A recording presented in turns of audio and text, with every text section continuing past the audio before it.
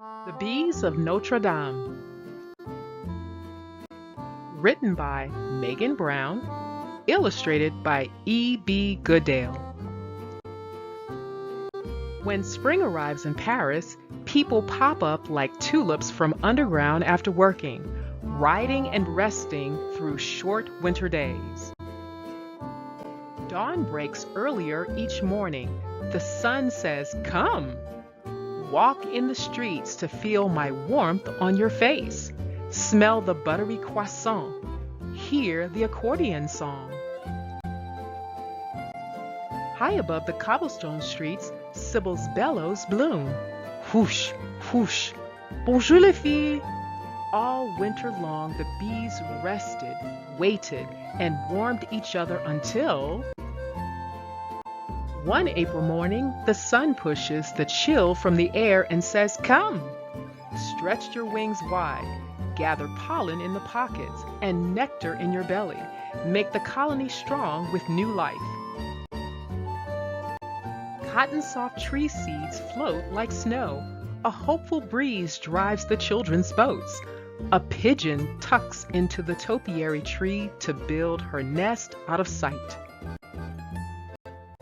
Higher than the rooftops and the treetops, up past the tip-top of the tower, a young queen takes her mating flight and returns home.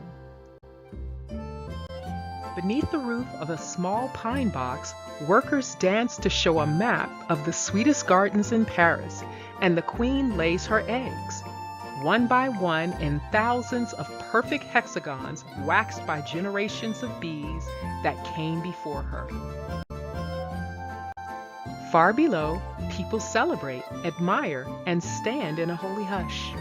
Around and above them, stones that had to be dug and carved, trees that had to be axed and raised, glass that had to be stained and lifted.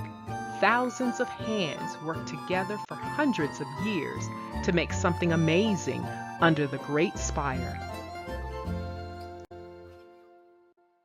On the rooftop, worker bees bring pollen and nectar from gardens across the city and fill row after row with every shade of sunshine. Nurse bees tend to tiny eggs that turn into curly larvae and grow into colorless pupae under a papery cap. Then everything changes. Oh, what an awful fire! Sparks fall, sirens scream, and when the spire falls, the whole world cries.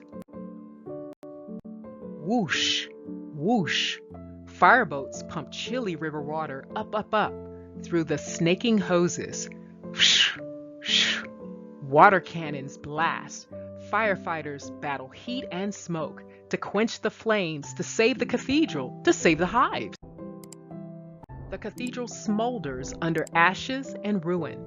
The cathedral has outlived kings and queens, emperors, survived neglect and looting, and witnessed wars and disease and destruction too dark to be forgotten. Then the tall black cloud of smoke and ash finally clears. The sun rises to say, "Come, rebuild, work with each other. You are stronger together." Just like the bees.